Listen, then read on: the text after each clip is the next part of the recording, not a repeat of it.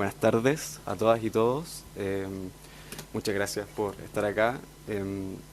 Nos convoca el día de hoy la presentación del libro La publicidad judicial en el proceso penal, desregulación y riesgos en la era digital, de la autora Francisca Valencia Arias. Es para mí un honor dar el comienzo a esta sesión. Así que comienzo saludando a los profesores invitados y a todas ustedes. Las palabras de inicio, para dar la palabra de bienvenida, nos acompaña el profesor Tomás Fogg, quien va a presentar el libro. El profesor Tomás Fogg es profesor asistente de Derecho Procesal de la Universidad de Chile, es abogado y licenciado en Ciencias Jurídicas y Sociales por esta casa de estudios, con distinción máxima, y doctor en Derecho por la Universidad de Bonn, en Alemania. Aquí también, en esta casa de estudios, obtuvo también el grado de máster en Derecho. Su trabajo académico se ha centrado especialmente en el derecho procesal, en particular en la prueba y el acceso a la información en el proceso, materias sobre las que ha publicado en revistas jurídicas de alto impacto nacional e internacional. El libro que hoy se presenta tiene su origen en una memoria de investigación financiada por el proyecto Fondesit de Iniciación en Investigación, La Justicia en Vitrina, un estudio dogmático sobre los riesgos de la publicidad judicial y su adecuada regulación, dirigido por el propio profesor Bock Heise. Investigación que constituye el marco académico y metodológico en el que se inserta el trabajo desarrollado por la autora y que da cuenta del rigor científico y del respaldo institucional que sustenta la obra que el día de hoy ustedes van a tener, ¿cierto?, en sus manos. Le dejo la palabra entonces al profesor Tomás Fogg. Muchas gracias. Felicitaciones a las organizadoras de este lanzamiento, y también en representación del Departamento de Derecho Procesal. Es un gusto aquí darle la bienvenida a este evento de una publicación de una ayudante del departamento respecto a una tesis que fue premiada también por el departamento, recibió el premio Ballesteros, que entregamos todos los años para la mejor tesis de derecho procesal. Así que para nosotros esto es un orgullo, porque demuestra los frutos de conectar justamente la investigación con la docencia, y el trabajo de Francisca y el libro que se presenta hoy es un testimonio, digamos, a esos esfuerzos. Y este evento es especial para mí también por dos razones. Una es personal y otra es académica. La razón personal es que este libro es producto de la primera tesis de pregrado que guié como profesor de esta facultad de Derecho, y fue un agrado ver el genuino interés, la creatividad, el entusiasmo con el que Francisca levantaba ideas, levantaba críticas, estructuraba sus reflexiones.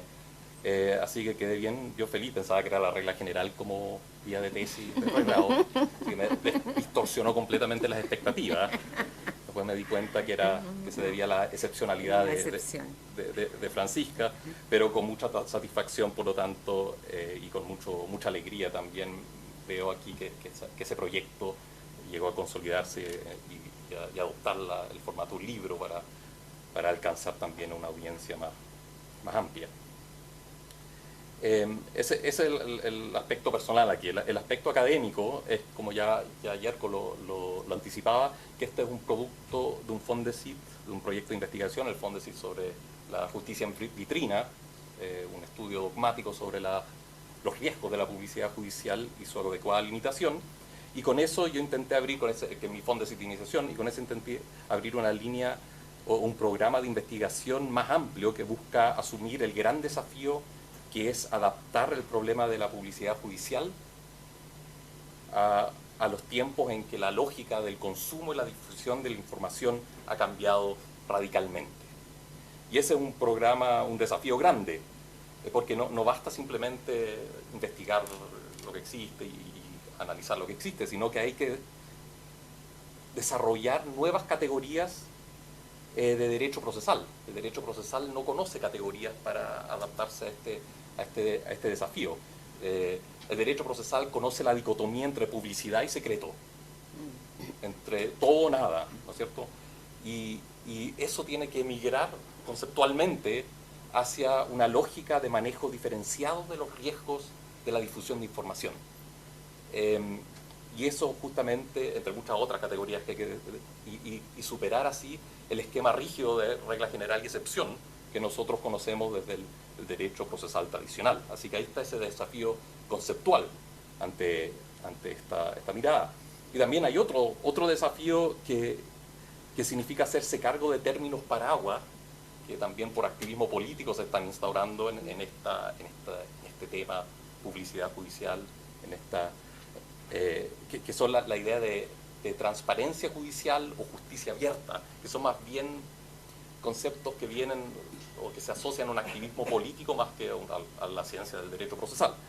Y distinguir bien entonces de qué estamos hablando cuando estamos hablando de transparencia judicial, cuál es el contexto en que se está tematizando esto.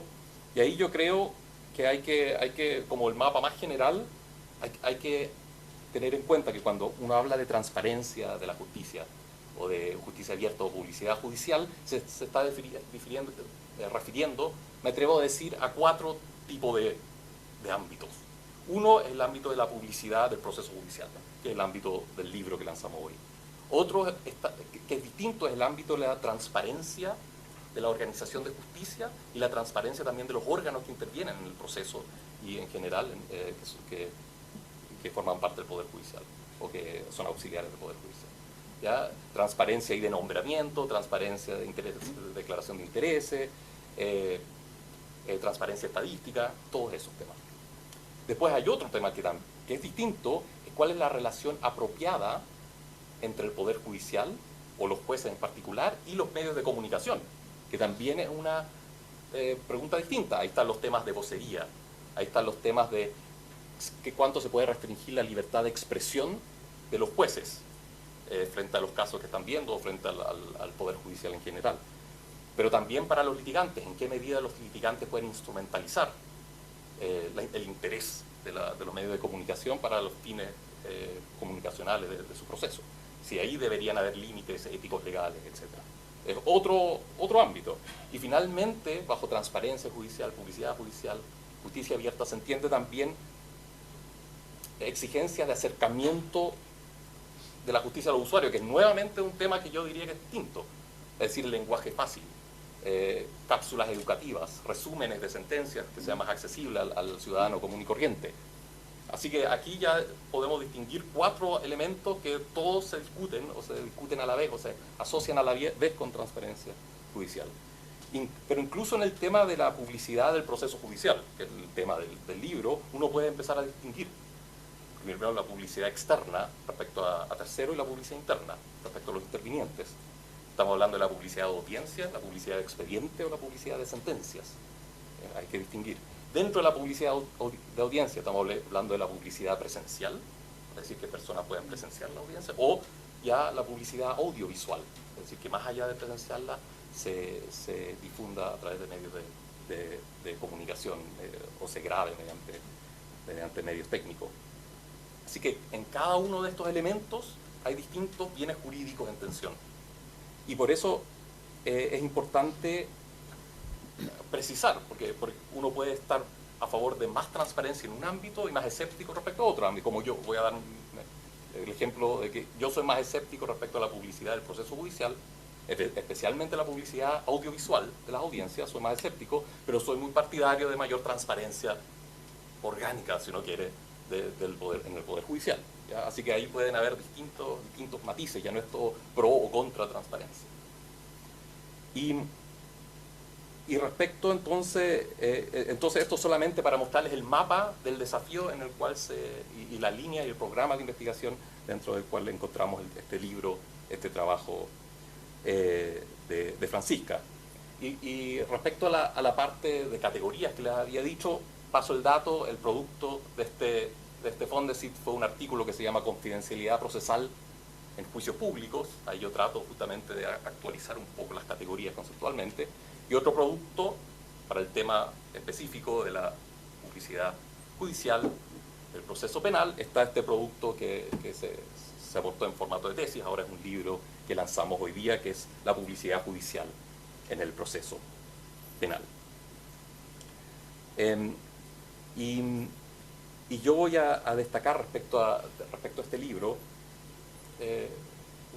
para guiar, no voy a hacer un resumen, digamos, según los capítulos, que me parece que es un poco rígido, sino que voy a destacar ciertos puntos que básicamente como recomendaciones y guías a un lector de este libro, lectora de este libro, para poder orientarse según sus intereses.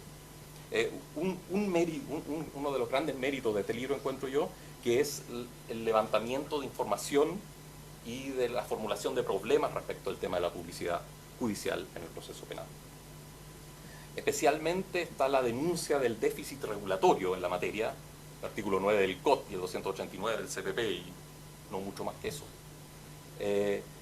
Y cómo esto lleva a una sucesión o una necesidad de complementar la regulación con una sucesión de autos acordados como soluciones improvisadas, ¿no es cierto?, que necesariamente se tuvieron que dictar, y la genealogía de estos autos acordados está muy bien relatada.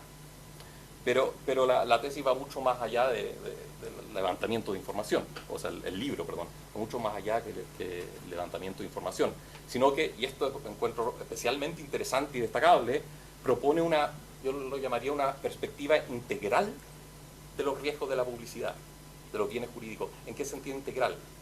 Que mira no solamente el proceso, sino que todo el sistema jurídico. Ahí está la distinción en que los riesgos de la publicidad, por ejemplo, los riesgos a la honra, a la privacidad, a la integridad de la infancia, etc. Cualquiera sea de los riesgos que genera la difusión de información de un proceso, se pueden ver de un punto de vista preventivo o reactivo. Uno puede decir, de un punto de vista más reactivo, que uno espera entonces que las afectaciones de esos bienes jurídicos se concreten, y ahí las acciones penales, civiles o incluso acciones constitucionales que operen entonces externamente, desde afuera del proceso, si uno quiere decir.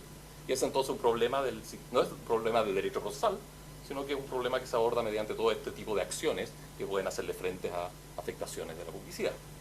Pero, como enfoque complementario, ¿acaso no es mejor refortalecer un enfoque que llama preventivo, es decir, que el derecho procesal evite que cierta información que con certidumbre bastante alta va a generar afectaciones a bienes jurídicos, evitar de un principio que ésta se difunda, o por lo menos regular esa difusión de alguna forma? Así que ahí hay una perspectiva ya respecto a los riesgos de la publicidad judicial que ya es notable, y que yo creo que es una muy buena perspectiva de inicio para ir viendo dónde se actualizan, se hacen actuales, fuera del proceso o ante el proceso, la necesidad de regular los riesgos de la publicidad judicial. Otro punto de interés está en la radiografía que hace del artículo 289 del Código Procesal Penal, ¿cierto? Especialmente, obviamente, hace un análisis histórico, pero también da cuenta de que tiene varias limitaciones ese artículo. Por un lado, se refiere solamente al juicio oral, no se refiere a todo el proceso. Segundo, la insuficiencia de las excepciones, que son algo rígidas, como están formuladas las excepciones, que no abarcan todos los riesgos de difusión de información y toda la afectación de bienes jurídicos que se pueden dar. Tercero, que la falta de iniciativa del tribunal, que el tribunal ahí depende de la iniciativa de las partes para poder hacerle frente a esos riesgos. Y en esa mirada global uno ve que es 289 bastante débil como base legal para toda la difusión audiovisual que se está dando a la audiencia, no solamente a la audiencia del juicio oral, sino que a toda la audiencia en los juicios de interés mediático. ¿Ya? Uno ahí se pregunta cuál es la base legal, entonces, si este está limitado, se refiere solamente al juicio oral, se está aplicando por analogía, una analogía muy débil, diría yo, porque en un caso tenemos una acusación, la sospecha se concreta en una acusación, en los otros casos estamos en una etapa de formalización, así que habría, por lo menos hay una carga de argumentación ahí, de por qué, especialmente en la faceta de norma que permite la publicidad audiovisual de audiencia, porque le estamos dando un efecto tan generalizado. Así que ahí está un análisis que es muy interesante para hacerse estas preguntas e interpelar en cierto sentido para ya cuál es, cómo se argumenta. Es decir, podemos estar a favor de la publicidad audiovisual de esas audiencias iniciales del proceso, pero ¿cómo ¿Cuál es la base legal? Y finalmente, la tesis destaca por propuestas que hace, propuestas concretas que hace respecto a cómo manejar la publicidad judicial en el proceso penal. Primero, justamente reforzar la aproximación preventiva, la aproximación del derecho procesal. Obviamente eso no significa censura previa, sino que significa simplemente que el derecho procesal penal se hace cargo de evitar, por lo menos en ciertos momentos, que la información se haga pública, o en la modalidad en que la que se hace pública. Segundo, que el tribunal, como es en el derecho comparado, que el tribunal asuma la responsabilidad sobre los riesgos de difusión, que no sea algo que quede entregado a la iniciativa de las partes. Tercero, nutrirse también de los instrumentos internacionales. De hecho, tenemos un artículo 14 del Pacto de Derechos Civiles y Políticos que es mucho más diferenciado respecto a las excepciones que legítimamente se le pueden y se le deben dar a la publicidad cuando afecta a otros bienes jurídicos que generalmente también van a tener rango constitucional. Entonces, ahí aprovecharse del 14 del Pacto de Derechos Civiles y Políticos para darle más sentido a la legislación interna. Y finalmente, aclarar el alcance por defecto de la publicidad, porque ahí hay un tema que no está claro. El artículo 9 no dice mucho, el artículo 289 es una regulación del juicio oral. Entonces, ¿cuál es el alcance? ¿Dónde está la decisión legislativa respecto al alcance por defecto de la publicidad en el proceso penal? No quiero extenderme mucho, así que ya voy a ir terminando. Obviamente hay críticas, como en toda obra uno puede formular críticas, que yo muchas veces se la he hecho presente y a veces se incorporan, a veces simplemente se rechazan como críticas no fundadas. Pero tengo mis dudas, por ejemplo, cómo el manejo aquí o el análisis aquí respecto a la presunción de inocencia. Ya que no sé si la pregunta si quién puede desvirtuar la presunción de inocencia puede ser determinante en este contexto.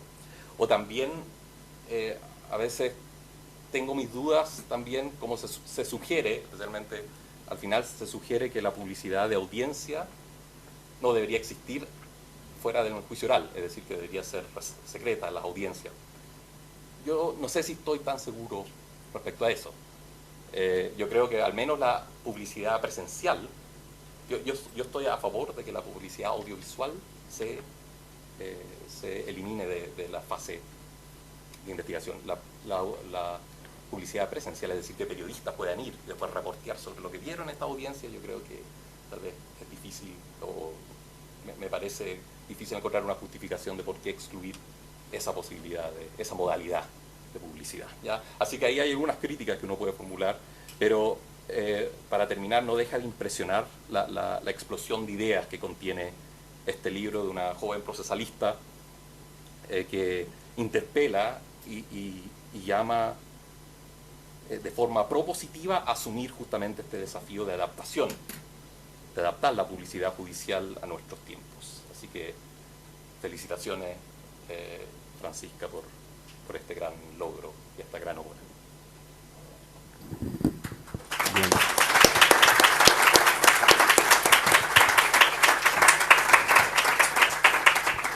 Muchas gracias, profesor.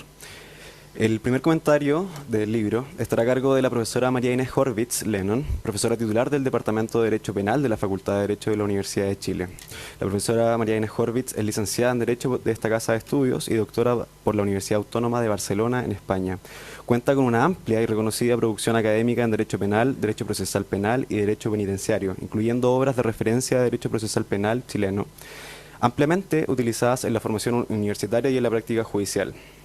La profesora María Inés Horvitz, además, tuvo un rol central y decisivo en el diseño e implementación de la reforma del sistema de justicia penal chileno, uno de los procesos de transformación institucional más relevantes del país. Adelante, profesora. Muchas gracias. ¿Se escucha bien?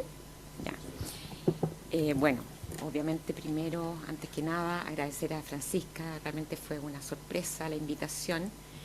El tema me pareció absolutamente interesante, así que de inmediato acepté, cosa que no suelo hacer siempre, por si acaso. Y además estar aquí junto a mis distinguidos colegas, especialmente con Mauricio, con el cual, ¿no es cierto?, estuvimos codo a codo, mano a mano, ¿no es cierto?, trabajando en el anteproyecto del nuevo Código Procesal Penal cuando éramos harto más jóvenes, eso sí. Él era un chiquillo de pecho recién en esas épocas, y donde trabajamos arduamente, ¿no? Ahora uno ve cómo esa creación ha ido mutando en, bueno, yo no sé si reconocer a esa criatura, si reconocerla, porque ha tenido tantas mutaciones que ya realmente hay muchas cosas que no reconozco, pero creo que este tema de la publicidad judicial es uno que realmente es de los, diría yo, que más valioso considero, sobre todo hoy en día. O sea, estoy hablando ya en términos contingentes también, ¿no? No necesariamente esto puede valer en cualquier circunstancia, pero especialmente hoy en día. Entonces, cuando empecé a leer el libro, que lo leí con mucha atención y completo, recordé, ¿no es cierto?, aquellas épocas oscuras, prehistóricas, antes de la reforma, y puedo decir que una de las conquistas del sistema de justicia penal que inauguramos al despuntar este siglo fue justamente la publicidad de los procesos penales, de los juicios. No solo como una forma de asegurar al imputado un debido proceso, que antes no existía, pero para nada, dejando atrás el secretismo de un procedimiento por actas que ocultaba todo tipo de arbitrariedades, no sobre el imputado, sino también como una forma de control ciudadano sobre la administración de justicia penal, que a la época de la reforma se encontraba, como ustedes saben, absolutamente deslegitimada por la opacidad de su funcionamiento. Imagínense, ¿no es cierto?, salas, ¿no es cierto?, de actuarios con un juez encima de una tarima, muchos expedientes que se cosían y que para saber de qué se trataba había que leer completo esos mamotretos, y que a veces incluso no los podías leer porque simplemente no te daban autorización para verlos, a pesar de que eras el defensor del imputado. Bueno, y ustedes saben que este sistema, ¿no es cierto?, una de las críticas más fuertes es que no había garantías para el imputado, ¿no? Apenas se le reconocían cuando era procesado, y por otra parte tenía una altísima ineficacia, ¿no? Era altamente ineficiente, entonces parecía que no tenía ninguna virtud, la verdad. Yo siempre cuento la anécdota que habían alemanes que venían a Chile, profesores alemanes que venían a ver in situ el sistema que ellos habían abandonado hace un siglo, ¿no es cierto?, porque no creían que podía existir alguna parte de un sistema inquisitivo tan ortodoxo como el que teníamos nosotros hasta el año 2000, hay que recordarlo. Quizás por eso, y porque me tocó además litigar litigar es un eufemismo, en ese sistema, es que yo, por lo menos personalmente, valoro mucho, enormemente, el hecho de la mayor transparencia y apertura de los procesos penales actuales, ¿no es cierto?, tanto para los intervinientes en el proceso como para el público. ¿Ya? Eso como primera cuestión. Entonces, y aquí la publicidad quiero que voy a ir, ¿no es cierto?, mostrando cómo yo creo que tenemos que verlo, al igual que dice Thomas, en diferentes esferas, ¿no?, en diferentes dimensiones. Lo que sí tengo claro es que nuestra joven autora, probablemente como no tuvo que lidiar con esas experiencias a veces un poco sórdidas, ¿no? Obviamente se encuentra y se enfrenta a un problema que para nosotros era la maravilla, o sea, apertura total, ¿no es cierto?, ver cómo funcionaban, ¿no es cierto?, los juicios orales, esperando que los juicios orales fueran la regla general, que efectivamente la población pudiera conocer cómo se administraba justicia en el sistema. Obviamente en ese momento no estaba tan presente el problema que tú aquí, ¿no es cierto?, destacas, es, ¿no es cierto?, las tensiones inevitables entre este principio de la publicidad de los juicios, del juicio, y garantías fundamentales, ¿no es cierto?, aseguradas constitucionalmente como, ¿no es cierto?, la honra y la privacidad de las personas.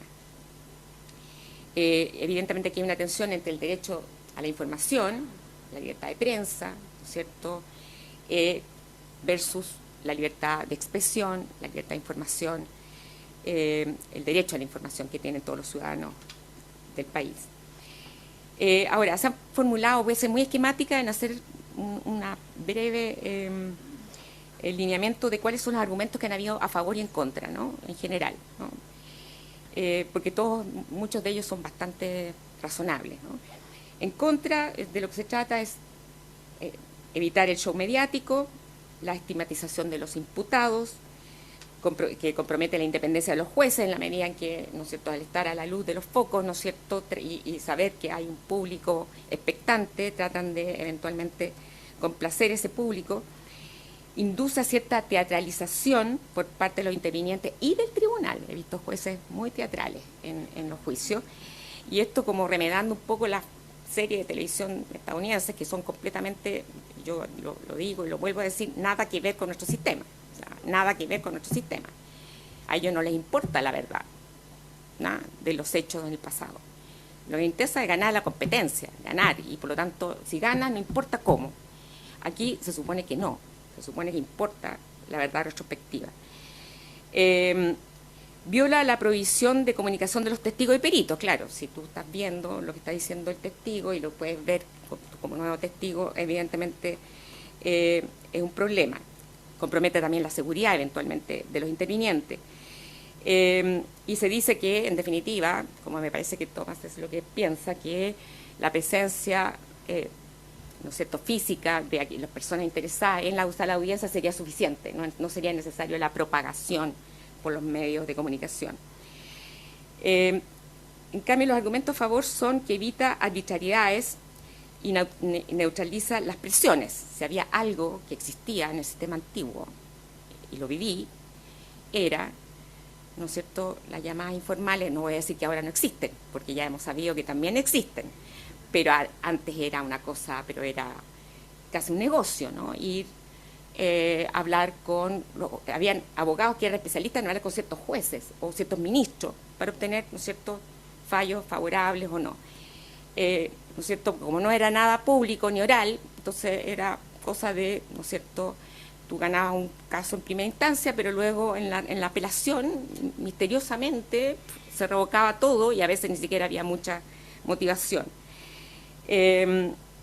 Fortalece el control ciudadano sobre la administración de justicia, que eso algo tiene que ver con lo que acaba de decir Tomás, en el sentido de no solamente la administración de justicia, sino que también un control sobre los intervinientes y el tribunal, en el sentido de poder, ¿no es cierto?, ver qué es lo que está pasando en la sala.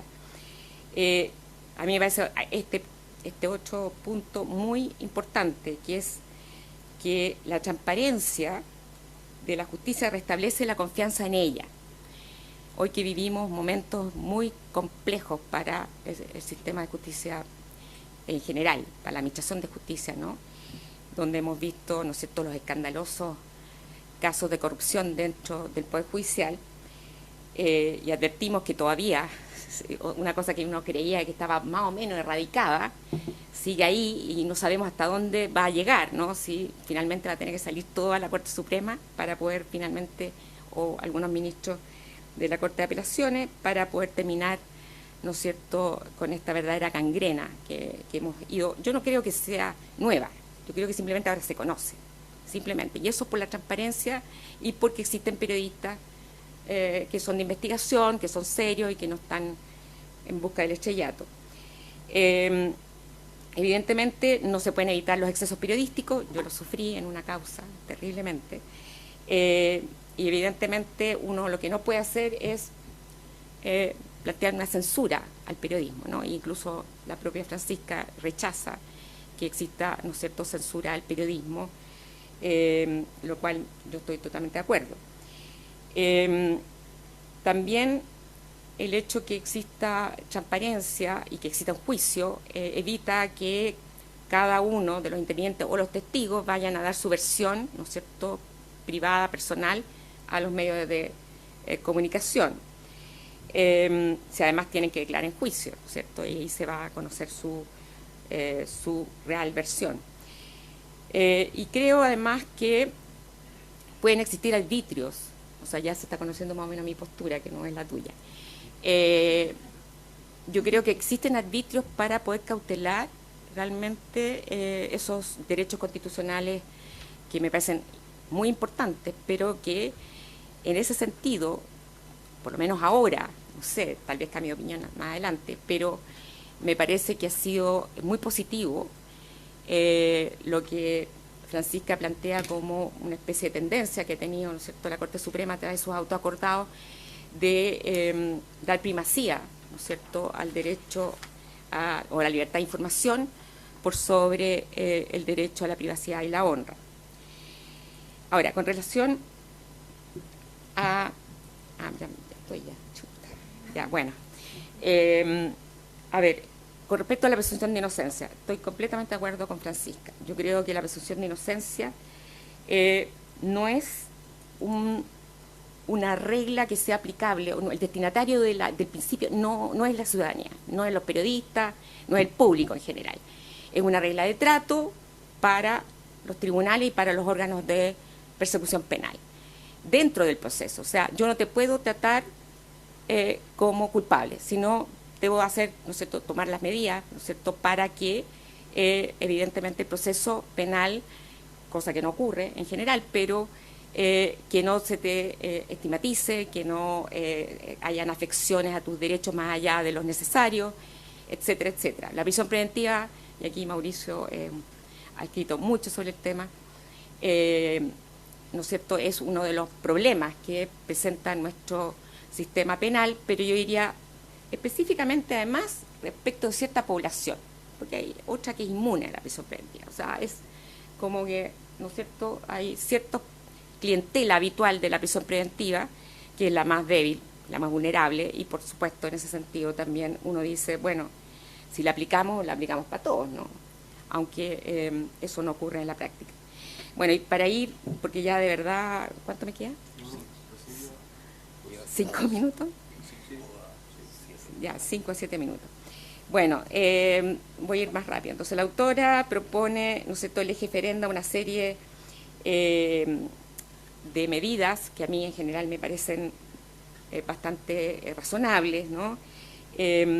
Por ejemplo, sistematizar y colocar en un solo cuerpo legal, ¿no es cierto?, todas las disposiciones sobre publicidad y restricción a la publicidad, porque están dispersas, además que existe legalmente solamente 2 disposiciones, por lo que veíamos,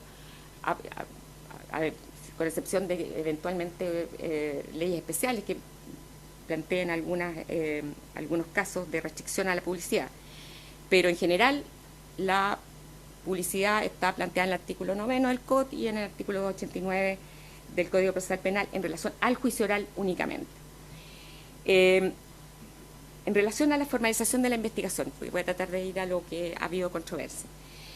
Yo creo que ha sido algo muy positivo que se transmitan por el canal judicial de TV las formalizaciones. Yo personalmente lo creo así, especialmente respecto de ciertos delitos, porque ¿qué es lo que atrae la atención de la gente? ¿No? En general, ¿qué es lo que captura? Son aquellos casos complejos, no como el hurto, el robo, ¿no es cierto?, el homicidio, que es más o menos fácil de entender, en general, respecto a aquellos delitos que son más, por así decirlo, insidiosos, ¿no?, como la corrupción, delitos económicos, etcétera, donde evidentemente ir a un juicio, a menos que ustedes hubieran ido al de SQM, que duró 3 años, creo, el juicio oral, la única forma de tener una idea de qué se trata, qué antecedentes hay, qué posición tiene cada parte, cómo se comporta el juez, es la formalización de la investigación, es la más pronta, porque esperar el juicio, y yo que creo que ya no hay juicios orales en nuestro sistema, que la mayor parte se va por procedimiento abreviado, donde no hay juicio, entonces, obviamente, toda la energía, toda la concentración de la atención está en esa primera audiencia. Y por lo tanto, yo personalmente que estuve en Penta, que creo que fue un hito, donde hubo mucha convocatoria, tuvo mucho rating, mucha polémica también, creo de que fue un momento de inflexión ya en el sistema. Y creo que eso muestra también lo que le importó a la población el tema de lo que ocurrió con el financiamiento ilegal de la política, con los temas de corrupción en general. Bueno, yo creo que en aras del tiempo y para no excederme, porque yo también iba a decirte que a mí me parecía que el artículo 289 está bastante bien, pero mejor lo dejamos para la discusión. ¿Ya? Muchas gracias, profesora. ¿Hacemos un cambio? Vamos a hacer un pequeño cambio aquí en el escenario. La espera.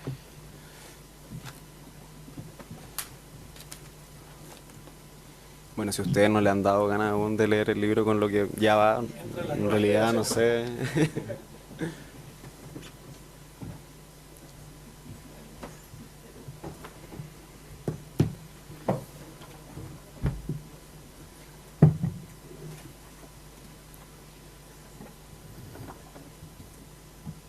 Bien, pues. Bueno, el segundo comentario está a cargo del profesor Mauricio Duche, abogado por la Universidad Diego Portales y magíster en Ciencias Jurídicas por la Universidad de Stanford. Fue profesor titular de la Facultad de Derecho de la Universidad Diego Portales y actualmente se desempeña como profesor en la Escuela de Gobierno de la Pontificia Universidad Católica de Chile. El profesor Mauricio Duche participó activamente en el diseño, discusión legislativa e implementación de la reforma procesal penal chilena como asesor del Ministerio de Justicia. Su labor académica y de investigación se ha centrado en el derecho procesal penal, la prueba, las condenas e imputaciones erróneas y el funcionamiento del sistema de justicia criminal, todo ello caracterizado por un interesante análisis desde la evidencia empírica. El autor es autor de una extensa producción científica publicada en Chile y en el extranjero y ha sido profesor visitante en diversas universidades de América Latina, Europa y Estados Unidos. Adelante, por favor, profesor. Bien, muy buenas tardes a todos y todas. Parto por agradecer la invitación de Francisca a comentar su trabajo. De verdad es un honor que haya lanzado a mí para esta tarea y se lo agradezco muy sinceramente. Y también, por cierto, la felicito por el texto que hoy se lanza. Él aborda un tema clave para el funcionamiento de la justicia penal y paradójicamente, ¿cierto?, es un tema que genera muy poca preocupación en la doctrina nacional. Por lo mismo pienso que el libro va a constituir un enorme aporte precisamente para que podamos profundizar en esta materia y generar una discusión más rica e informada que la que hemos tenido. Creo que esto no es un logro para nada menor para una académica joven, así que muchas felicitaciones por el trabajo. El tiempo es breve, no voy a hacer un comentario sistemático, sino que fundamentalmente mi comentario va a tener dos partes. En una primera, quiero destacar 4 aspectos del libro que me generaron reflexiones que voy a intentar transmitirles, que me parecen muy interesantes. Algunos ya han salido en las presentaciones anteriores, y en una segunda parte quiero abordar 3 temas en donde tengo alguna discrepancia. Quizá la palabra discrepancia no es correcta, en donde tal vez creo que Francisca, en potenciales investigaciones futuras o en el complemento de nuevas ediciones, podría profundizar un poco más en el texto. Vamos por la primera parte. El primer punto que quiero destacar, que creo que el texto hace un muy buen trabajo en demostrar que la regulación que tiene el Código Procesal Penal de la publicidad en materia de audiencia es especialmente escueta o precaria. Creo que ella hace un buen caso para señalar, tomando el título del trabajo, que estaríamos en un escenario de desregulación, al menos de algunas porciones relevantes del trabajo del sistema. Y creo que este punto más marida muy bien, como sería en términos gastronómicos, con otro punto que ella hace, en donde también creo que hay un buen caso para justificar que estos problemas de regulación difícilmente pueden ser subsanados por vía de autoacordado y que más bien debería apuntarse a una reforma legal, sin perjuicio de que en el interín podría aprovecharse la regla actual o las normas de tratado internacionales para hacer interpretaciones más acordes al escenario actual. Sí me parece que quizás valdría la pena prestarle un poquitito más de atención al 182. El trabajo del libro se centra en la publicidad a la audiencia, 289, potencialmente artículo 9 del COD. El 182, para que no nos tengan en la cabeza, regula la secreto o reserva de las actuaciones durante la investigación. Y a pesar de que, digamos, igualmente ya lo menciona un par de veces en el texto, creo yo que tal vez tomar esta regla y ver cómo ha evolucionado podría también fijar parámetros interpretativos para el 289, sobre todo en la línea que tú quieres, de pensar un 289 con más restricciones. Me parece que eso es lo que pasaba con el 182, o con otras normas que tú mencionas, como la incorporación del 109 bis relativo a las víctimas de ciertas categorías. Por tanto, creo que tal vez ahí hay una herramienta de interpretación dogmática que no se aprovechó tanto. Segundo punto que quiero destacar es que creo que también el trabajo hace un muy buen texto en mostrar con mucha claridad que en nuestra sociedad se han producido cambios muy importantes desde el diseño original de la regla de la publicidad, que recordemos, este diseño se realizó a mediados de los 90, luego se transformó en ley el 2000, pero desde mediados de los 90 estamos más o menos dando vuelta a esta regla, y este por sí solo ya hace aconsejable una revisión de las mismas, ¿cierto?, aún con independencia del punto anterior, el de la falta de regulación. Se trata de cambios sociales profundos, culturales, tecnológicos, antes que jurídicos, pero que tienen una incidencia fuerte en cómo el sistema jurídico o legal debería enfrentarlo. Francisca destaca en el texto varios de estos elementos: el interés experimentado por los medios por los casos de la justicia penal, la irrupción de las redes sociales como canales de comunicación masivos, el amplio acceso de la población chilena a Internet vía teléfono inteligente y otros dispositivos, todo lo cual habría favorecido, lo que ella dice, fenómenos como la mediatización, que describe como el fenómeno a través del cual los medios de comunicación dan más cobertura a ciertos hechos, página 24, y en algunos casos el desarrollo de verdaderos juicios paralelos, que ella describe en el texto como formas de enjuiciamiento público de conductas socialmente reprobables que se celebran al margen del exclusivo y excluyente poder jurisdiccional, tomando una definición de ovejero, ¿cierto?, previa. Todos estos elementos hacen que el escenario de hoy luzca algo distinto al escenario de 1994. Simplemente para recordar, en esa época recién comenzaba a producirse la masificación de los teléfonos celulares y de los teléfonos celulares no inteligentes, el acceso a Internet era bajísimo, no nos comunicábamos por correo electrónico, etcétera, etcétera. Por tanto, cuando uno vuelve, y con María Inés hizo un recuerdo histórico, se vuelve a esa época, me recordó algo que yo viví en los 70. Mi mamá me llevó una vez, cuando tenía unos 7 años, a mediados de los 70, en el Quisco a ver una reposición de 2001, Odisea en el espacio, que a esa edad no entendí nada, pero quedé completamente impresionado con que la gente se comunicaba viéndose en pantalla. Yo dije, esto yo no lo voy a ver en mi vida. Eso es lo que pensé cuando tenía 7 años. Y mis hijos nacieron los desgraciados con eso. Entonces, obviamente aquí hay cambios que están mucho más allá de lo que uno pudiera pensar, y esto es natural, porque el crecimiento exponencial de conocimiento, de ciencia en nuestra sociedad es gigantesco y vamos a experimentar cambios muy superiores. Entonces, creo que ya es un buen punto en decir que aquí hay una fuente que nos obliga a repensar. En esta línea, tal vez algo que es mencionado en el texto, pero que te podría, creo, haber ayudado un poco más y que tiene que ver con el recuerdo que también hacía María Inés, es, claro, el contexto en el cual se generaron las reglas de publicidad, y tienen que ver básicamente con el temor que teníamos de la experiencia que habían vivido otros países en la región, que era básicamente cambiamos las reglas para que nada cambiara, las prácticas se mantenían, y la práctica instalada en América Latina, y particularmente en Chile, el secretismo, y por tanto fuimos extremadamente estrictos en no establecer, no abrir muchas puertas para que se colaran esas viejas prácticas, pero esto también ocurrió en las regulaciones que hicimos juicio oral, no solo la publicidad, por qué pusimos tantas limitaciones en la incorporación de documentos, o por ejemplo el sistema recursivo, por qué, por así decirlo, le teníamos tanto miedo a la apelación. ¿Por qué menciono este punto? Porque tal vez para tu perspectiva de análisis, es decir, ya, pero el contexto actual muestra una práctica consolidada de publicidad en estos otros temas, y tal vez eso me permite volver a estas reglas, reexaminarlas, sin correr los riesgos que se intentaron evitar, y por tanto seguir siendo fiel a los valores, por así decirlo, que inspiraron este conjunto de reglas y este sistema. Y también un segundo comentario en este punto: creo que también lo que pasó acá nos arroja una experiencia, y es que la regulación de este tema es extremadamente complicada y se produce una paradoja, porque para evitar la obsolescencia tecnológica, que probablemente cualquier cosa que pongamos hoy día va a tener, probablemente hay que pensar en regular una regulación más genérica de principio. Pero claro, esa regulación más genérica de principio te va a dejar más abierto al tema, que es un poco lo que tú intentas evitar. Pero aquí hay un problema más o menos insoluble, creo yo, salvo que uno pretendiera empezar a regular las tecnologías específicas, que creo que es una mala estrategia. Tercer punto, me refiero muy brevemente al tema de la presunción de inocencia, ya que salió al debate, y yo también estoy de acuerdo con tu tesis y la de la María Inés. Creo que la presunción de inocencia no es un mandato para los particulares. Yo puedo creer lo que quiero respecto a las personas, de hecho creo que todos ustedes son culpables de algo. No me pueden invocar la presunción de inocencia, digamos, como a veces en el debate público algunos imputados invocan, no, pero usted como dice algo, bueno, yo puedo creer lo que quiero, ¿cierto? Ahí no está el tema, este es un mandato para los órganos estatales. Sin embargo, dicho esto, hay un par de cuestiones para matizar. Lo primero, esto no implica obviamente que los medios, particularmente los medios de comunicación, no tengan deberes importantes en cómo comunican información con seriedad, profesionalismo, objetividad, que no se enmarcan necesariamente como una consecuencia de la presunción de inocencia, sino surgen más bien como principios generales de su función, de su rol, o principios de ética profesional. Entonces, obviamente, el decir no es aplicable la presunción de inocencia a ellos no quiere decir que no tengan deberes de comportamiento incluso muy exigentes. Y la segunda cuestión es que, déjenme poner un pelo más en la sopa.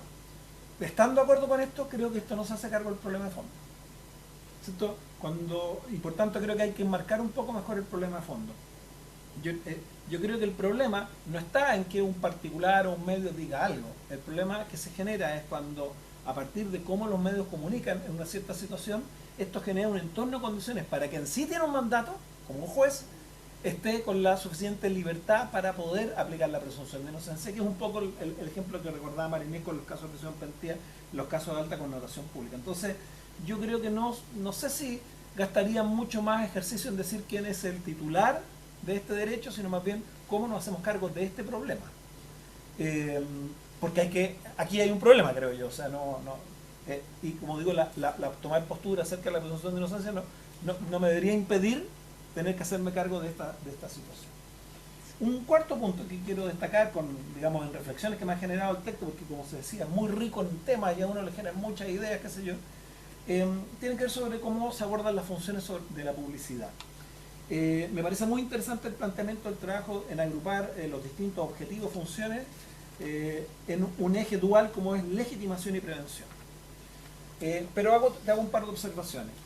Creo que la evidencia que menciona en el texto, página 51, referida a la tasa de delito, no te permite hacer, como creo que tú misma reconoces, pero igual no evitaste la tentación de hacerlo, no te permite hacer ningún juicio sobre el real impacto preventivo e inhibitorio que tiene la publicidad. El argumento es, mire, yo veo los delitos aumentan, entonces parece que la publicidad no inhibe. No, esa evidencia no te permite hacer ese argumento. Pero sí, ¿dónde está lo interesante? O sea, no te estoy diciendo esta parte sino más bien creo que lo interesante que hay acá es que abres una reflexión acerca de lo siguiente. Muchas instituciones legales cuentan con fundamentos empíricos, asunciones empíricas que de verdad no hemos estudiado, no nos hemos hecho cargo de ellas y no hemos testeado. Y por tanto yo creo que abres ese punto acá. Aquí hay una asunción empírica que eventualmente no tiene correlato en la realidad. La evidencia que me invoca requiere ser mucho mayor para hacer un ejercicio, pero creo que sí es importante tener esto presente. Los juristas asumimos o tendemos a dar por sentadas estas asunciones empíricas y hemos hecho muy poco esfuerzo y tenemos pocas herramientas de verdad para medir si efectivamente esas asunciones empíricas son correctas, y creo que aquí hay una línea interesante eventualmente que se te abre a propósito de esta propia reflexión que puse. Y segunda reflexión, yo creo que es el eje dual sí, sin embargo deja fuera una tercera pata en esta mesa de las funciones o del rol de la publicidad, que es la que yo llamaría la función epistemológica de la publicidad, que creo que además es una función que ha estado súper presente no solo en la tradición anglosajona, que alguien podría decir un poco la línea Marinés, bueno, pero esto no es exactamente lo que tenemos, sino que ha estado muy fuertemente presente en la tradición continental y además en el debate en Chile que permite explicar estas reglas. Con esta función me refiero al rol que cumpliría la publicidad del juicio en establecer condiciones más favorables para obtener información de mayor calidad en su desarrollo. Y de hecho, si uno toma, por ejemplo, no sé si se conoce el fantástico libro Sarah Samet del 2007 sobre la tradición europea continental en los fair trials, en los juicios justos, ella hace un análisis súper potente de la literatura europea continental, siglos XVIII y XIX, y esta es en esta misma línea, esta es una idea muy fuertemente presente en Mittermeier, Voltaire, Zaccaria, entre otros. Por tanto, yo diría, es importante no dejarla fuera. ¿Por qué? Porque luego cuando hagamos el ejercicio de decir cuánto estamos dispuestos a limitar o cuánto amplia la publicidad, bueno, tenemos que poner los costos y beneficios todos en la balanza para poder empezar bien. Si dejamos fuera potenciales beneficios en esta línea, ¿cierto? Uno podría estar haciendo un mal ejercicio de ponderación. Ahora, esta sí, argumento, nuevamente supone una asunción empírica que habría que testear, ¿cierto? Pero ese no es el punto de mi comentario. El punto, por lo menos, estamos trabajando a nivel dogmático. Esta es un área que ha sido fuertemente reconocida por la dogmática. Vamos ahora a la segunda parte, donde tengo 3 puntos que te quiero mencionar. Como dije, críticos, pero tal vez críticos no es la palabra correcta, sino que tal vez donde creo que te incentivo a que sigas trabajando en el futuro. Lo primero, tiene que ver con el diagnóstico. Me parece que varios de los problemas que identificas con el uso e interpretación que tiene la regla de publicidad en el Código Procesal Penal en buena medida descansan en la idea que por ahí mencionas en una página, ¿cierto?, de que los jueces han realizado, cito textual, una aplicación desmedida del principio de publicidad. Página 108. Lo que habría esto luego favorecido fenómenos como la mediatización y especialmente el desarrollo de juicios paralelos. Y yo tengo sí unos problemas con el diagnóstico. Yo creo que, primero, esto es un diagnóstico absolutamente empírico y echo de menos más evidencia empírica. El texto no me persuade que esta sea necesariamente la práctica más dominante. A ver, no es que el texto no tenga una base empírica, tiene una base empírica que es el análisis jurisprudencial que hace páginas 97 a 109, pero yo creo que se trata de una base relativamente acotada que no es representativa, porque básicamente se trata de una decena de casos, fundamentalmente, y yo diría casos más bien de tipo excepcional, en donde se ha generado litigación por vía de recursos como la protección, amparo, potencialmente responsabilidad, y no corresponden a la práctica más cotidiana de los tribunales, que es la que se juega fundamentalmente las decisiones de los top y de los juzgados de garantía, tratándose la audiencia cierto, ante jueces de garantía. A pesar de que tenemos pocos juicios, tenemos 10.000 juicios al año. La pregunta es en cuántos de estos juicios ha habido discusiones de publicidad y cuál es la práctica. Entonces, hacer una afirmación fuerte como aplicación desmedida supondría que tuviéramos una imagen un poco más general. Tal vez tenemos una inflación a partir de 4 o 5 casos de alta connotación pública, pero que no representan la práctica, y tal vez si hiciéramos un análisis empírico en esta línea, y tal vez esta es una línea de trabajo para futuro, ¿cómo se ve esto? Yo creo, bueno, yendo a entrevistar a jueces, tomando decisiones de tribunal oral sobre incidentes previos, yendo a ver qué es lo que está pasando en garantía, tal vez podríamos darnos cuenta que no hay una aplicación tan desmedida en la práctica. Una segunda cuestión, algo tiene que ver con los términos paraguas que mencionó Tomás, es que, claro, esto nos lleva a los problemas de mediatización y juicios paralelos. Yo ya leí el concepto que tú le das, pero creo que me parece todavía un poco conceptos demasiado amplios para distinguir bien los casos. Yo creo que todos más o menos, si ponemos un caso de alta mediatización o donde los casos más graves, vamos a llegar rápido a acuerdo, sí, aquí hay un juicio paralelo, pero fuera de esos casos hay una línea gris importante entre, por así decirlo, casos en donde estamos frente a una situación normal y esperable de un sistema, aunque tensione ciertas cosas, con, por así decirlo, una situación abusiva que no nos parece conveniente. Entonces, creo que tal vez, como la mediatización y los juicios paralelos juegan un rol muy importante en ayudarte a fijar posición acerca de la restricción, hay que trabajarlo un poco mejor para ayudar a distinguir bien cuál es el problema. Como ven, esto es un tema de diagnóstico. Y finalmente,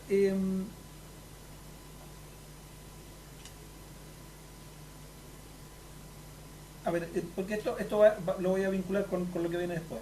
Tiene que ver con cuál es la causa que genera los problemas en el estudio, que son los que te preocupan. En muchos pasajes pareciera que la causa está en la política generosa de los tribunales de permitir la transmisión. O sea, el foco está en el problema de la transmisión. En otras el problema se generaría más bien porque el conocimiento y atención pública que generan ciertos casos, digamos, y que se permite un fácil acceso a ese conocimiento de los casos por la regla de publicidad, independiente de la transmisión, ¿cierto? Y ambas causas se mezclan en muchos otros pasajes, o sea, están las dos presentes. Creo que hay que precisar bien cuál es la raíz del problema, porque esto va a afectar la idoneidad de las soluciones. Y este es el segundo punto que te quería tocar, las soluciones.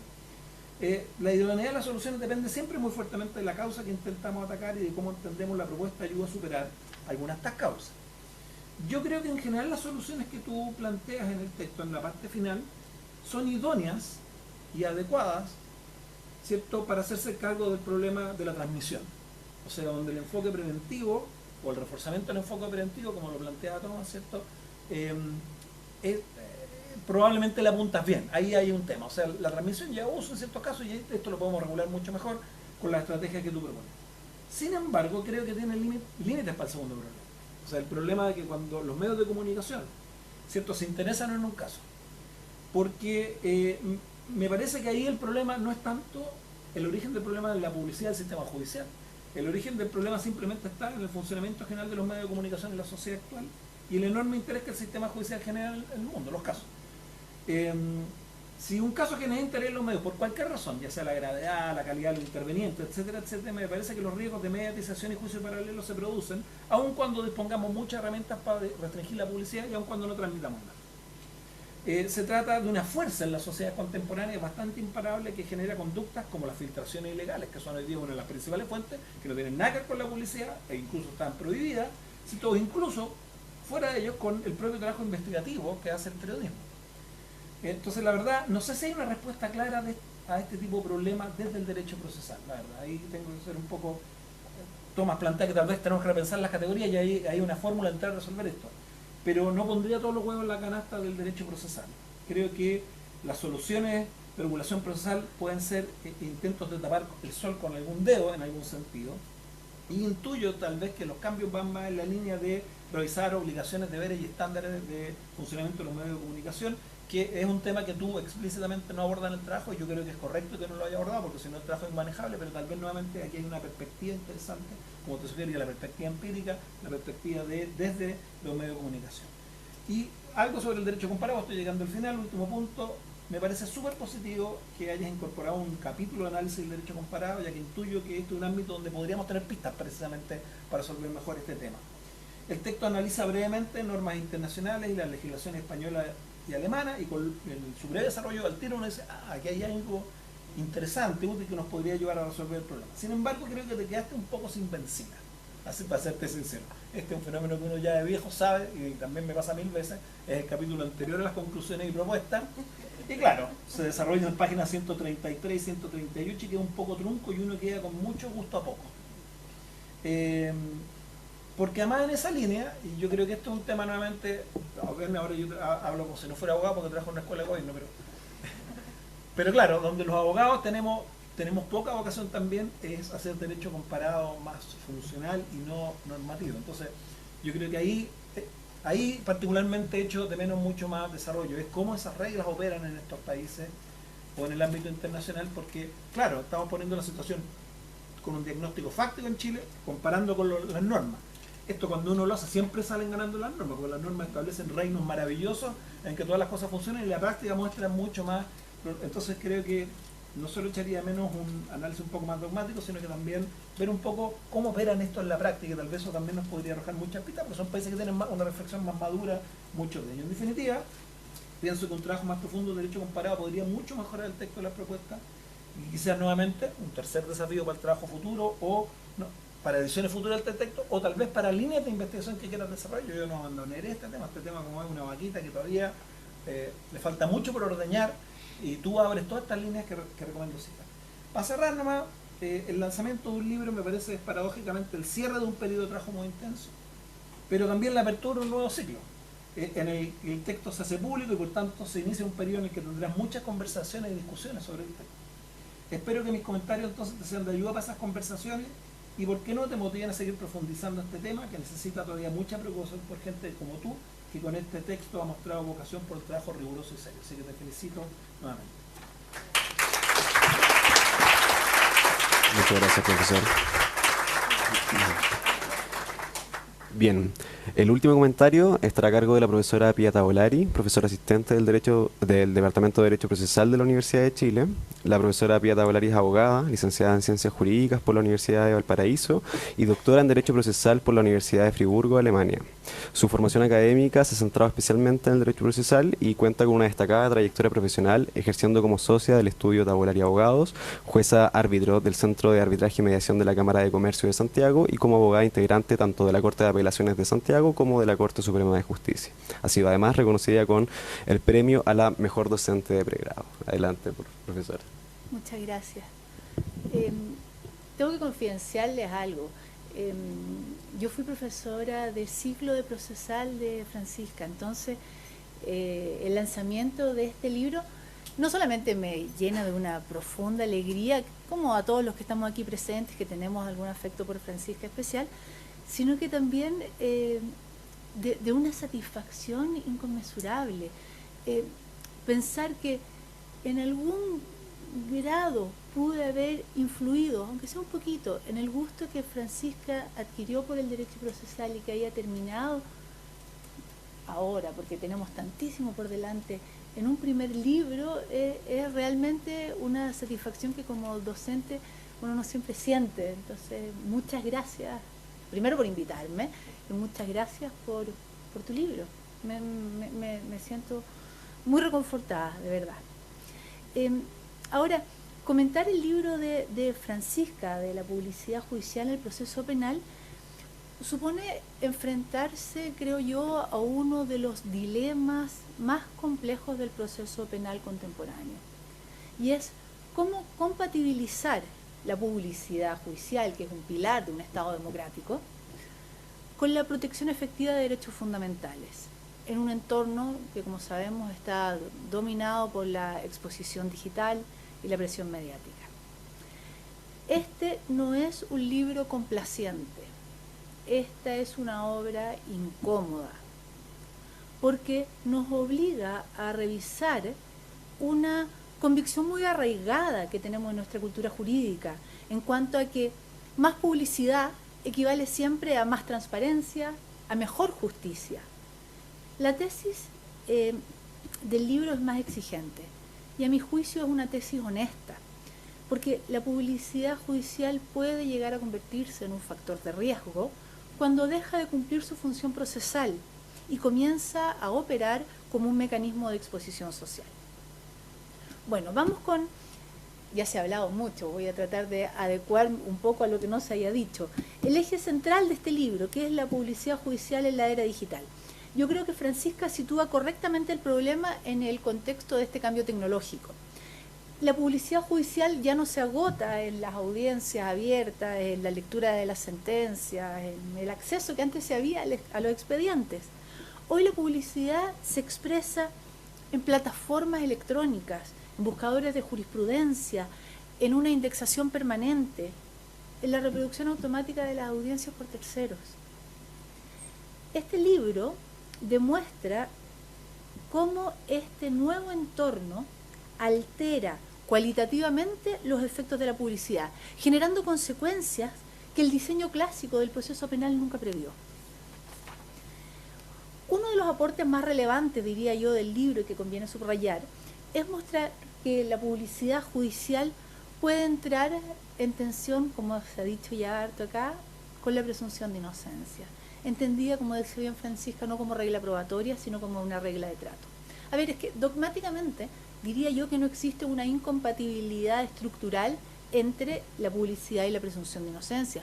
Ambos son principios que integran el debido proceso, ambos tienen jerarquía constitucional, pero en la práctica contemporánea sí existe un choque de estos principios, cuando la publicidad expone a imputaciones preliminares, cuando consolida narrativas de culpabilidad, cuando produce condenas sociales anticipadas.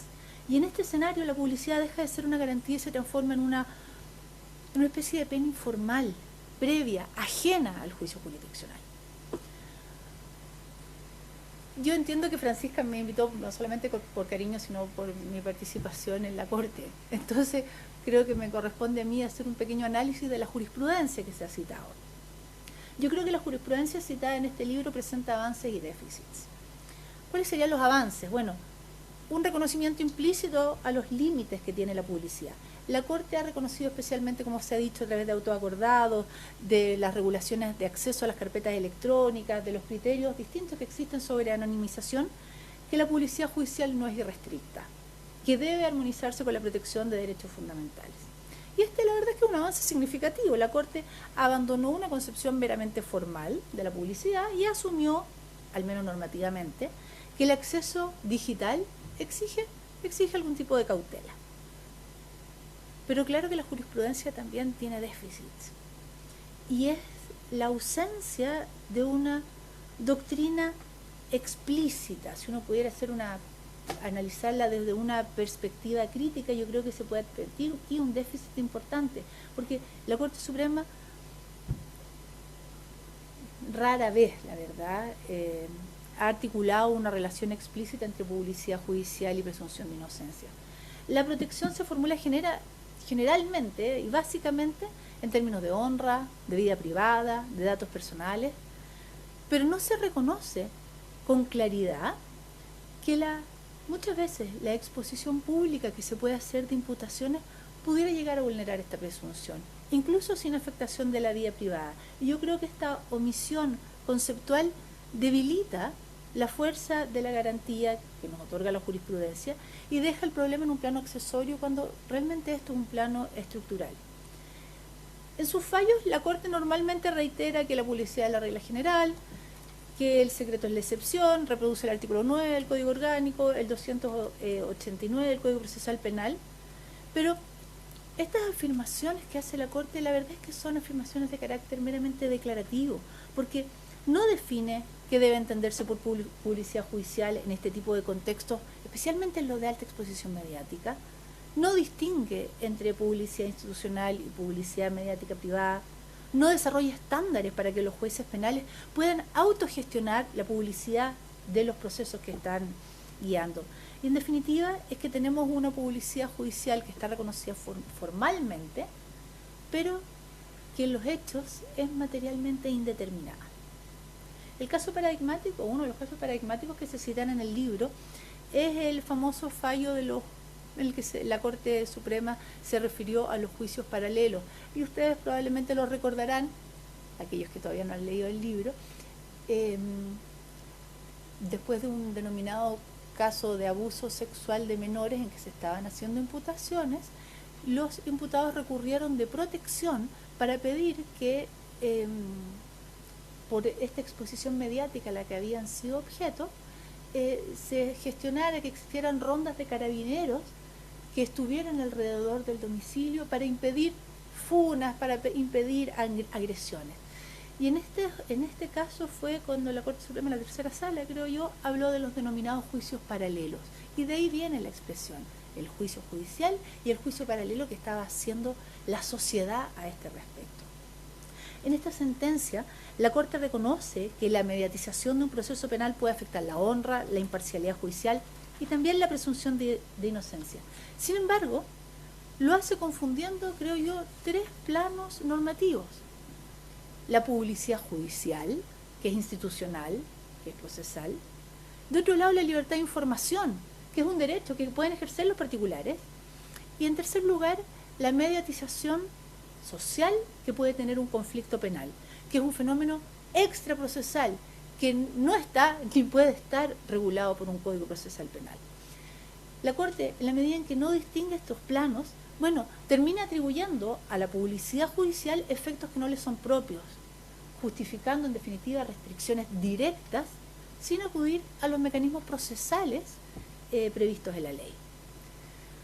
Otro elemento crítico es la respuesta que ha dado la Corte, que se ha analizado principalmente a través de autos acordados, criterios administrativos, más que mediante una doctrina jurisprudencial, una línea jurisprudencial robusta, fundada en derechos fundamentales. Y esto genera una protección que la verdad es que no es adecuada, porque es fragmentaria, es poco visible, y al final depende de la discrecionalidad institucional. La Corte, ante la falta de regulación, ha asumido este papel de regulador indirecto, que a veces le gusta mucho, que no corresponde, usando el recurso de protección, usando criterios abiertos como estos de interés público. Pero este rol de, entre comillas, colegislador de la Corte es muy problemático, porque desplaza al legislador en la definición de estándares, debilita la función del juez penal como administrador natural de la publicidad de su audiencia, fragmenta el principio de publicidad, en definitiva, en soluciones casuísticas, reactivas. La publicidad entonces deja de ser una garantía que se pueda gestionar ex ante y se transforma en un problema de corrección ex post. A mí me parece que uno de los temas más delicados y menos explicitados, no en el libro, sino que en la jurisprudencia nacional, es el impacto de la presión mediática en la imparcialidad y la independencia del juez. Piénselo no en los grandes juicios mediáticos que vemos acá en la televisión en Santiago, piénselo en los juicios mediáticos en las zonas más extremas, en los pueblos más chicos. Piensen en la presión que debe sentir ese juez, a quien todo el mundo conoce, y que todo el mundo le hace saber que determinada persona es responsable. Cuando se habla de imparcialidad en el derecho procesal, en la jurisprudencia comparada, sabemos que la imparcialidad judicial, objetiva, subjetiva, no solamente exige una ausencia de interés personal, sino que también una ausencia de apariencia razonable de parcialidad. La publicidad descontrolada, amplificada por los medios, por las redes, puede generar expectativas sociales intensas, puede instalar en las personas, en los inconscientes, narrativas de culpabilidad. esto bien obvio, así que se crea un clima adverso de la opinión pública en relación al imputado. Francisca aborda en su libro un tema que es particularmente sensible, y es, como les digo yo, esta influencia inconsciente de la presión mediática en la decisión judicial. A ver, aquí no se trata de acusar a los jueces de que son personas que se van a dejar impresionar por la televisión, que no son independientes. Pero es que hay que reconocer una realidad estudiada por la psicología judicial, por la teoría de la decisión. Ningún juez falla en vacío. Un juez falla acorde a su contexto, a su historia, a lo que escuchamos en el diario, en la televisión. El contexto social y mediático influye, aún de un modo inconsciente, y si lo hace en cualquier persona, evidentemente lo hace también desde un juez, para un juez. Entonces, cuando una causa se convierte en un caso mediático, ¿qué pasa si ese juez absuelve? La absolución se percibe como socialmente inaceptable. En cambio, la condena se percibe como una reafirmación del orden que hay que imponer en la sociedad. El juez, como cualquier persona, es objeto de funas, es objeto de bullying. A nadie le gusta que lo funen, a nadie le gusta el bullying. Podemos exigirle, esto lo estoy hablando en forma, creo yo, que es bien inconsciente, ningún juez reconocería que él se va a dejar influenciar por la presión mediática, pero ¿puede ser esto posible?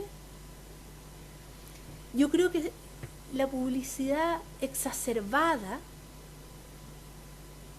mal enfocada, tensiona gravemente la independencia judicial, no desde la jerarquía, no desde el poder político, desde la opinión pública. A ver, y aquí, claro, hay una crítica que uno pudiera hacer directamente a la jurisprudencia nacional, y la pasa es que la Corte Suprema no ha incorporado de manera explícita la presión mediática como un factor relevante a propósito de la imparcialidad judicial, a diferencia de lo que ocurre, según escuchábamos recién, con la jurisprudencia extranjera, con el Tribunal Europeo de los Derechos Humanos. Y esta ausencia de verdad que es problemática, especialmente en un contexto como el que estamos de justicia digital, no sé, hiperexpuesta. Entonces, el contraste de nuestra jurisprudencia con la jurisprudencia internacional es evidente. El Tribunal Europeo, en casos como Alenec de Ribemont y Worm con Austria, probablemente no se pronuncia así, este es un caso que se refiere a un periodista que escribió un artículo dando su opinión de culpabilidad respecto de un ministro de Finanzas austríaco que estaba siendo condenado por probablemente algún tipo de desfalco. El punto es que ese periodista fue condenado al pago de una multa porque el Tribunal de Apelación austríaco determinó que el tribunal lego que tenía que juzgar a ese ministro podía haber sido influido por la opinión respecto de la culpabilidad de un periodista. Entonces, aquí, claro, ¿qué se reconoció? Se reconoció que la exposición pública, las declaraciones oficiales, la cobertura mediática, sí pueden afectar la presunción de inocencia, tanto así como la imparcialidad del tribunal. La Corte Interamericana, en un caso que se llama Cantoral Benavides con Perú, ha sido más clara en decir que el Estado tiene que abstenerse de estigmatizar públicamente a las personas porque con eso se comprometen las garantías básicas. Aquí se dijo la Corte que el Estado peruano había vulnerado la presunción de inocencia cuando se presentó a una persona ante la prensa como imputado de un delito grave, la verdad es que sin que existiera condena. Y eso contribuyó a que la opinión pública formara su convicción de culpabilidad afectando derechos procesales fundamentales. Bueno, la jurisprudencia chilena es prudente, pero es insuficiente. El libro de Francisca cumple con una función esencial, porque hace visible un problema que la jurisprudencia aún no ha asumido plenamente. Y con esto voy concluyendo. El libro de Francisca ofrece una base teórica sólida, un diagnóstico preciso y, como comentaba Mauricio, un marco conceptual que le permite avanzar hacia una publicidad judicial cualificada, compatible con la presunción de inocencia, pero lo que nos interesa también con la independencia judicial. Yo quiero concluir subrayando la idea que a mí me parece que es central. Si aquí el problema de la publicidad no es la publicidad judicial. El problema es la publicidad acrítica, la que es digitalmente amplificada, que está normativamente subregulada y que puede llegar a afectar la presunción de inocencia, la imparcialidad, la legitimidad al final del proceso penal. Y en este sentido el libro de Francisca no solamente describe un fenómeno actual, sino que interpela directamente a la academia, a la jurisprudencia, a los tribunales. Es una obra, creo yo, necesaria para repensar la publicidad judicial, no como un espectáculo, sino como una garantía constitucional. Muchas gracias.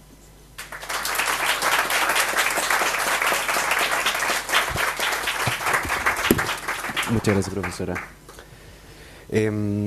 Bueno, finalmente vamos a escuchar a la autora del libro. Un honor para mí presentar a Francisca Valencia, quien entiendo que va a dar unos comentarios de cierre.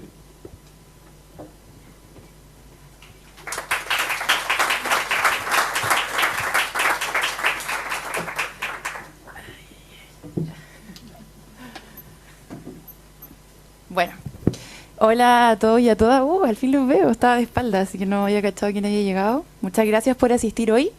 Para mí este momento claramente muy importante. Me pone muy contenta ir viendo a más y más personas que tengo en gran estima. Y, por cierto, que admiro harto. Quiero partir diciendo quizás lo obvio, quizás no. Las personas que escogí para que compusieran este panel el día de hoy, fueron elegidas específicamente. Tuve la suerte de que todos ellos aceptaran. La verdad es que no pensé que iba a tener tanta suerte, pero la tuve. Y entonces, en realidad, nada, creo que siempre es importante partir reconociendo y agradeciendo lo que implica que estas valiosas e importantes personas hayan leído un libro completo de mi autoría y que lo hayan comentado. Así que se lo agradezco profundamente por eso. Voy a entrar en los agradecimientos al final de mi intervención, pero la verdad no iba a comentar el libro, pero lograron inquietarme, así que voy a comentar un par de cosas porque creo que es parte también de la conversación y por qué no. ¿Por qué no iba a comentar el libro? Porque en los lanzamientos del libro que yo había asistido en Derecho, como que no suele ocurrir tanto eso, el autor como que se queda mirando desde afuera, no aparece nunca. Recuerdo cuando vi el lanzamiento del libro de Bordalí, que también fue en esta sala, y decía, ¿dónde está Bordalí? ¿Dónde está Bordalí? Y no estaba acá, nunca estuvo acá. Y decía, ¿por qué será que no está? Bueno, y dije, qué raro, yo quería escuchar a Bordalí. No, pues porque Bordalí quería escuchar a los comentaristas. Bueno, yo también. Por eso me senté ahí y quise escucharlo a ellos, pero como a uno le gusta hablar, voy a terminar hablando. Lamentablemente. Cosa en realidad muy genérica. Creo que es interesante lo que se conversa, porque en realidad cuando yo comencé esta investigación, y recuerdo la primera reunión que tuvimos con el profesor Tomás, cuando descubrí que él se había adjudicado al Fondesit de publicidad, el tema que yo quería hacer específicamente era cómo influía la publicidad judicial en las decisiones judiciales. Eso era lo que yo quería investigar. Pero como alumna en ese momento de pregrado y muy autocrítica, todavía lo soy, creo que estaba fuera de mis capacidades.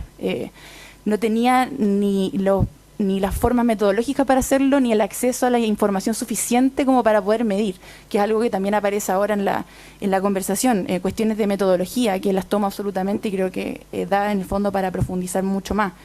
En ese sentido yo asumo que el libro queda corto porque no tenía, digamos, toda la herramienta, no una forma de justificarlo, por cierto, pero en ese momento era lo suficientemente importante como para haber descartado esa primera opción. Y entonces luego dije, bueno, publicidad judicial en el proceso penal en términos genéricos, ¿qué hay? Busquemos, veamos qué hay. No había nada.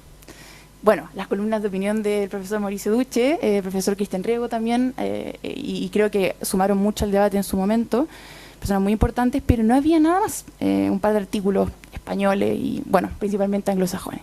Entonces, de ahí parte todas estas ganas de escribir sobre esto y qué interesante que ahora vuelva a aparecer que la relevancia de esto es precisamente, o una de las relevancias, de los puntos relevantes es, bueno, cómo esto influye en las decisiones judiciales. Creo que quizá dar ese paso en algún momento sería interesante, muy difícil creo, porque son bastantes factores los que habría que aislar, pero vamos a ver si resulta más adelante. Creo que es interesante también que se plantee que este libro es un punto de partida, porque yo, sin haber sabido obviamente lo que los comentaristas iban a decir el día de hoy, tuve una entrevista hoy día en la mañana en Uchile TV y también la semana pasada con otra periodista, y me preguntaban, ¿en qué crees tú que aporta este libro? Y yo respondí exactamente lo mismo. Dije, creo que este libro va a ser el punto de partida, que va a plantear muchas inquietudes, que espero que lo haga, que inquieta al lector y que le dé ganas de cuestionarse temas que creen que están zanjados, y dije, y va a ser incómodo. Le dije eso a la periodista y me dijo, ¿por qué? Dije, porque hay cosas ciertas que se dan por sentada y que plantearlo de una manera ligeramente distinta hace pensar rápidamente que uno puede hacer de la vereda contraria, ¿no? Que algo que pasa harto en los debates del día de hoy. Entonces creo que va a ser incómodo. Y qué bueno que lo sea. Creo que es bueno que los libros sean incómodos, sino para qué leemos, nos leemos a nosotros mismos entonces, ¿no? Así que bueno, me parece grato escuchar que esas son las apreciaciones más generales respecto de lo que provoca este libro. Sobre el tema de la presunción de inocencia, no podía no hablar sobre eso porque precisamente el análisis que señalaba el profesor Duche, hay que ir un paso más allá. Bueno, ¿por qué es importante esta discusión? ¿Cuál es el problema de fondo? Y ese paso más allá lo di en otro artículo que se va a publicar próximamente. No como... A seguir mis consejos ya, desde ya. No, pero yo me imaginé que este tema iba a suscitar mucho interés. En su momento lo conversamos con el profesor Tomás. Lo presenté en una jornada de mujeres penalistas, todo el mundo estaba ahí queriendo intervenir y dije, ya, quizá aquí hace falta. Así que bueno, sin duda hay que seguir ahí profundizando, pero el problema efectivamente es ese, ¿no? Hay que analizarlo más y por qué es importante esa discusión. O sea, dogmáticamente entretenida. ¿Vulnera o no la presunción de inocencia? Podemos responderla como lo hice en el libro, pero la relevancia es, bueno, ¿por qué nos importa dirimir esto? ¿Por qué nos importa tener que proteger este tipo de vulneraciones? Bueno, tomo en realidad muchos de los comentarios, no voy a entrar en detalle. Me gusta lo que dice la profesora Pía, publicidad judicial cualificada. Creo que suena bonito ese término, creo que me lo voy a robar. También tomo lo que señala la profesora Horvitz. El tema de la relevancia de la publicidad en la formalización, yo creo que es el tema más muy complejo, y algo que ella esboza, quizá depende del tipo de delito, ¿verdad? Porque claro, efectivamente uno piensa ahora en la audiencia de la formalización, o sea, en la publicidad de las formalizaciones, y uno piensa principalmente en casos de corrupción que están ocurriendo lamentablemente en este país, o que siempre han ocurrido y claro, y ahora se están sabiendo más. Y claro, uno dice, esto es útil, esto es bueno que se sepa, y que se sepa con todo. Pero luego tenemos la mediatización de audiencias de formalización del caso Antonia Barra, del caso Nabila Rifo, del caso Gabriela. Entonces, uno dice, realmente ahí, bueno, no sé, yo ahí tengo mi diferencia y por eso encuentro muy significativo ese punto que se hace, porque creo que quizá habría que distinguir tipos de delito. Bueno, podemos entrar a... Nada está, digamos, tallado en piedra, efectivamente. Así que me parece interesante ese análisis. Lo del 182 del Código Procesal Penal, muy interesante. Lo tengo anotadísimo porque creo que es algo que efectivamente no había profundizado lo suficiente. Y con esto, respecto al análisis, con esto voy a terminar, pero el capítulo de derecho comparado, efectivamente, yo dije, ¿cómo no voy a tener nada respecto a algunas normas de derecho comparado que sean relevantes? Ya, pero ¿qué países? Y uno empieza como a dirimir y creo que quedó absolutamente escueto. Son cosas interesantes que se plantean, o sea, son normas muy interesantes, pero da para un análisis mucho más profundo. Bueno, quizás subrepticiamente quería dejarlo para un artículo, ¿quién lo sabe? No sé. Quizá ahí, bueno, queda un espacio interesante para analizarlo efectivamente por los tipos de modelo que tienen esos países. También tomo que es necesario, y con esto cierro sobre estos puntos, efectivamente la publicidad como tal, analizarla en cuanto a los criterios jurisprudenciales, en cuanto a cómo se ha fallado, es súper difícil porque efectivamente no hay discusiones de publicidad. No hay. En primera instancia, derechamente son incidentales, entonces uno tendría que recopilar los audios de las audiencias de alguna manera, o si se quiere pedir los audios, transcribirla, entre otras cosas, y que se levanten a nivel de corte de apelación discusiones sobre publicidad es súper difícil. De hecho, lo que yo logré obtener era, como bien decía la profesora Tavolari, eran discusiones de recursos de protección, de otras cosas que versaban sobre la publicidad. Entonces, efectivamente, yo creo que ahí, metodológicamente, quedé muy corta. Lo que pude obtener era eso, pero no es 100% pertinente. Entonces, yo creo que ahí hay que darle un análisis mayor y da para hacer un estudio efectivamente de campo, que entiendo que es lo que además se dedica el profesor Duche y ha sacado varios artículos en esa línea, que es sumamente necesario en el derecho, porque nosotros nos especializamos los abogados en estudiar normas y artículos, más no vamos realmente a ver cómo funciona, no levantamos la información de los lugares, no hacemos entrevistas. Esa metodología más de las ciencias sociales, el abogado lo ha dejado de lado y creo que es muy importante que la retomemos, así que tomo absolutamente ese punto. Pues que ganas de seguir hablando de esto, pero quizás están todos aburridos ya a esta altura, así que quizá con esto ya paso un poco más al cierre, a los agradecimientos. Yo creo que había esperado este momento desde hace muchos años. Cuando uno entra a la facultad siempre piensa, bueno, aquí voy a ser la mejor abogada de Chile. Claramente no lo voy a hacer, no me importa en estos momentos, pero sí hay sueños que se mantienen, y uno de esos es... Y yo pensaba, bueno, ¿cuál es el sueño? ¿Ser solamente autora de un libro? La verdad es que no. El sueño es que el contenido de ese libro les haga sentido a alguien. Porque pude haber sacado un libro, o cualquier otro, digamos, y que nadie lo leyese, y que en verdad no tuviese ninguna relevancia práctica, que no abordara un problema real, no me hubiese quedado satisfecha con aquello. Me importa que el contenido le haga sentido a alguien. Entiendo que al menos le hizo algo de sentido a quienes están aquí, y espero que a ustedes les haga algo de sentido. Eso para mí es lo importante, y por eso el día de hoy es tan gratificante para mí. Así que bueno, quiero agradecer nuevamente a los profesores y profesoras que estuvieron a disposición de comentar el libro de hoy, a quienes admiro profundamente. Algunos han sido parte de mi formación y por eso les agradezco muchísimo, otros no necesariamente mi formación, pero personas que admiro profundamente y cuyo trabajo apunto y es, digamos, el nivel de rigor al que me gustaría llegar en algún momento. Realmente es un honor para mí tenerlos acá. Y quiero agradecer personalmente al profesor Tomás, espero que por última vez, porque ya parece chiste cuántas veces le he dado las gracias, por acompañarme en la génesis y desarrollo de este libro de manera paciente, metódica, por respetar mi trabajo y mis ideas desde un inicio. Yo creo que eso es algo que poco se habla, pero cuando uno está confeccionando, bueno, esto se marcó en una tesis de pregrado, que respeten tus ideas a tan temprana edad te da muchas ganas de seguir, muchas ganas de, o te da a entender que quizá uno, bueno, aunque sea mentira, pero te da esa sensación, entonces uno quiere seguir adelante y bueno, quizá ese envalentonamiento, no todos tienen la suerte de tenerla, yo le agradezco profundamente haberla recibido de Tomás. Me hizo creer que soy brutalmente capaz, ojalá hacerlo, pero al menos me lo hizo creer de manera adecuada. Quiero agradecer a la profesora Pia Tavolari. Efectivamente ella fue parte de mi formación en Derecho Procesal y efectivamente ella fue la razón por la que me empezó a gustar en particular el Derecho Procesal como una rama específica del derecho, ¿no? Antes de entrar a la facultad uno solo tiende a conocer algún tipo de ramas del derecho sustantivo o quizás mal llamado sustantivo si entramos en esa discusión. Pero no así como el derecho procesal propiamente tal. Y para mí sus clases fueron lo máximo y de ahí en adelante el resto creo que es historia. Así que le agradezco profundamente por eso. Le agradezco al Departamento de Derecho Procesal por todo el apoyo. Bueno, a Lili, que no está actualmente, que es la secretaria, que se la jugó con todo, me ayudó absolutamente en todo. A la directora, René Riveros, que iba a dar unas palabras de apertura, pero tuvo un temita con su hija, espero que todo esté bien. A la exdirectora, ¿por qué no? Que tampoco, no sé, creo que no está. Bueno. A Flavia, a nuestra querida Flavia Carbonell, que también siempre me ha apoyado y me ha dado muy buenos comentarios y buen feedback. Y también son parte en el fondo de incentivarme a querer hacer este lanzamiento acá, en mi casa de estudio, en el lugar donde me formé, en el lugar al que espero seguir perteneciendo por mucho tiempo más.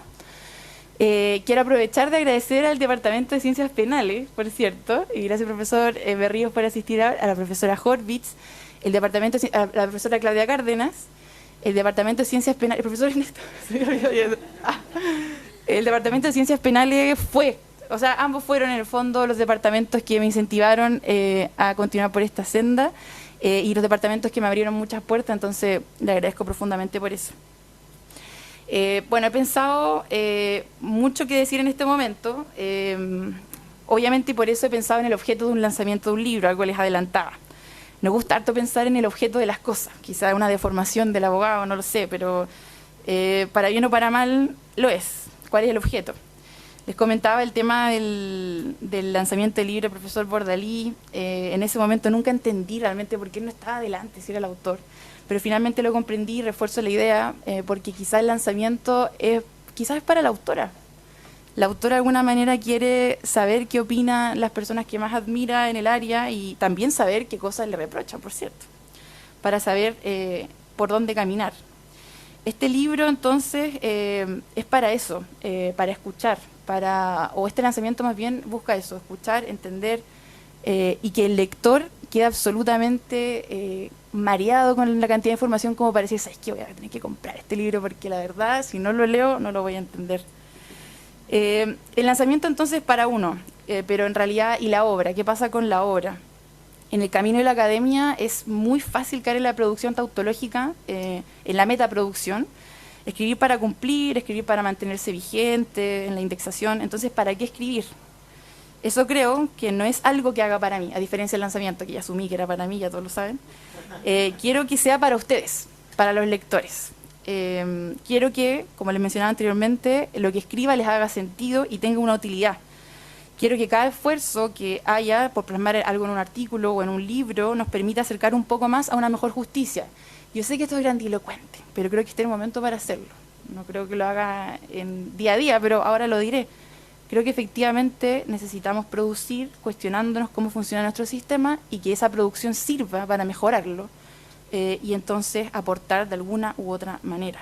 Hay tanto aún por mejorar en nuestro sistema que creo que tenemos que ponernos al servicio de las ideas para repensarlo. Esta obra, ya les había señalado, pretende dejar interrogantes, pretende plantear el problema y su estado actual, pretende dejarnos en una foja cero para empezar a cuestionarnos cómo podemos mejorar la práctica judicial, en específico respecto a la publicidad. Creo que llega en un momento pertinente, pero muy complejo, ya lo adelantaban un poco, el estado actual de la justicia en nuestro país nos vuelve a reforzar la idea de que la publicidad en general es buena, de que nuestras autoridades judiciales deben atenerse a los estándares de probidad que parece que solo pueden ser cumplidos a través de filtraciones de carpeta investigativa y chats de WhatsApp. Esa es la ambivalencia, esa es la complicación que trae, ¿no? El desafío es mucho más complejo porque la publicidad tampoco puede significar aquello, ya se señalaba anteriormente. Hay ambivalencias que están más vivas que nunca y por lo mismo lo interesante del viaje que este libro presupone iniciar. En mí, por supuesto, pero en particular a ustedes. El proceso penal es uno muy complejo que expone a víctimas e imputados a los momentos más vulnerables de sus vidas, y esto es importante. Las problemáticas del proceso que allí se suscitan no deben ser tomadas a la ligera. En el momento en que caigamos en eso, hemos perdido parte de nuestra humanidad. Eso es lo que yo creo. Así como el médico muchas veces normaliza la muerte y el dolor para sobrellevar su profesión, los abogados normalizamos muchas situaciones vulneratorias de derechos que consideramos parte de las normas del juego. Así como la invitación al buen médico es a nunca dejar el luto de una muerte o un sufrimiento por enfermedad, la invitación a nuestro gremio es a no dejar de problematizar lo injusto, lo que acongoja, lo que le duele a quienes representamos al final del día. Por eso, finalmente, quiero cerrar agradeciendo a mi familia por apoyarme, por cierto, y por creer más que nadie en mí. Bueno, a Yerko por soportar mis síndromes de impostor, que son normales en esta cuestión. A mis amigos y amigas por entregarme un apoyo inconmensurable. Y bueno, este es un gran día para mí. Espero que hayan más. Hasta entonces.